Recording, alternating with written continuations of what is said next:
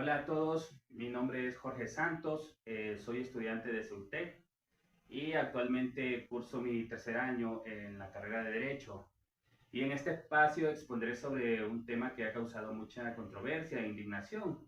Me refiero al caso de caso San Miguel y otros contra Venezuela. El 8 de febrero del 2018, un fallo histórico se produjo en la Corte Interamericana de Derechos Humanos, resonando en el caso de Rocío San Miguel Sosa, Magali Chan Girón y Tai Peña contra el Estado de Venezuela.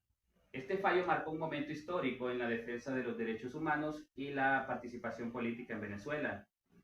Esto destacó la necesidad de defender los derechos fundamentales en contextos de tensiones políticas y represión gubernamental.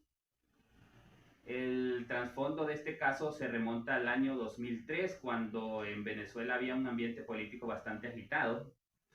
En febrero de ese año, los partidos políticos y miembros de la sociedad civil iniciaron una recolección de firmas conocida como el Firmazo, un referéndum revocatorio del mandato del entonces presidente Hugo Chávez.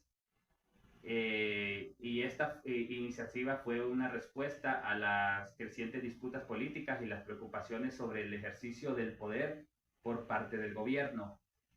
Sobre el firmazo, la recolección de firmas para el referéndum revocatorio presidencial fue un acto de participación política legítima y protegida por la Constitución venezolana, pero en el proceso estuvo marcado por tensiones y acusaciones de fraude por parte del gobierno y de sus seguidores.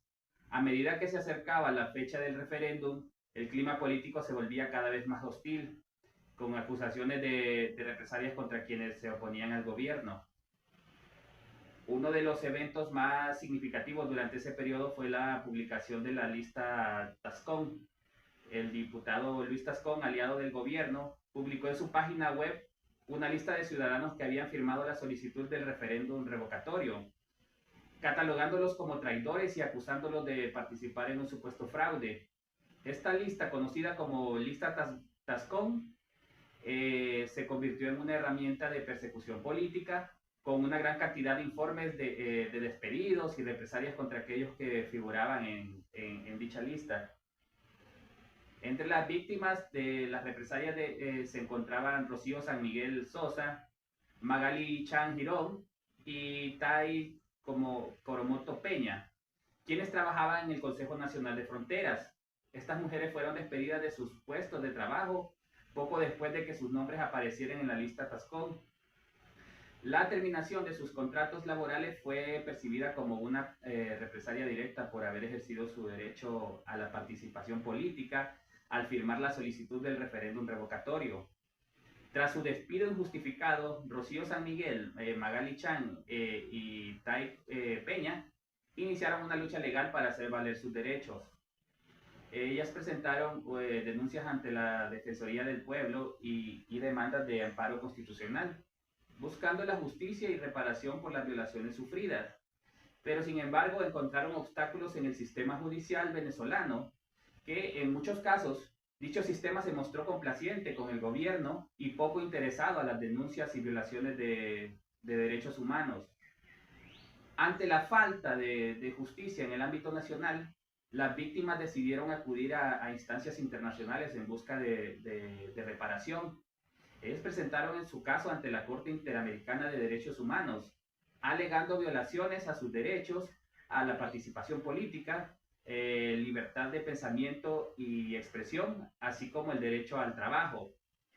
La Corte Interamericana de Derechos Humanos aceptó su caso y procedió a examinar detenidamente las pruebas y argumentos presentados.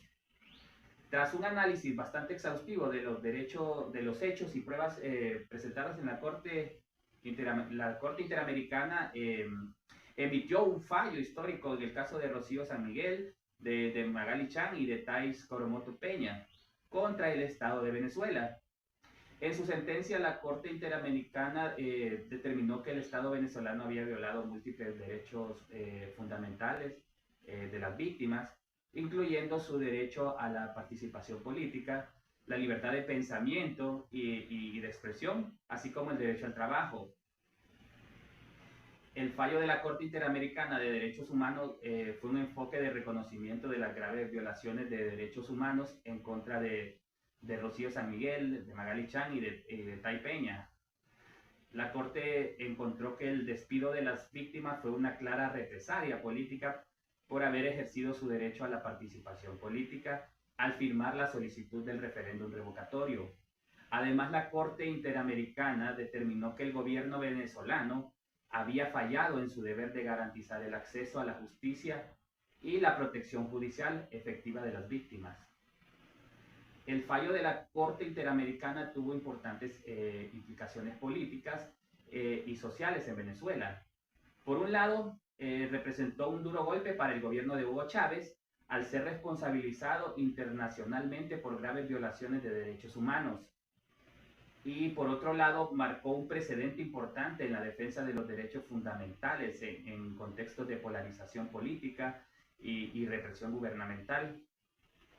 Además, el caso de Rocío San Miguel, de Magali Chan y de Thais Coromoto Peña sirvió para visibilizar la situación de persecución y represión que enfrentaban muchos ciudadanos venezolanos que se oponían al gobierno. Como conclusión, el caso de Rocío San Miguel, Magali Chan y Thais Coromoto Peña contra el Estado de Venezuela representa un ejemplo claro de las graves violaciones de derechos humanos que ocurren en el contexto venezolano. El fallo de la Corte Interamericana de Derechos Humanos fue un caso importante en la búsqueda de la justicia y reparación para las víctimas, así como en la lucha más amplia por el respeto a los derechos humanos y la democracia en Venezuela. La Corte Interamericana ordenó al Estado de Venezuela adoptar medidas para reparar el daño causado a las víctimas, incluyendo el pago de indemnizaciones por daños materiales e inmateriales y la publicación de la sentencia. Además, la Corte Interamericana supervisará el cumplimiento de dicha sentencia, asegurando que el Estado cumpla con todas las medidas ordenadas, garantizando que las víctimas reciban justicia y reparación que merecen. Este caso representa un recordatorio de la importancia de proteger los derechos fundamentales en todo momento, especialmente en contexto de crisis política y social. La lucha por la justicia y la defensa de los derechos humanos deben ser prioridades en cualquier sociedad democrática. Y este fallo de la Corte Interamericana es un paso importante hacia esa dirección. Muchas gracias.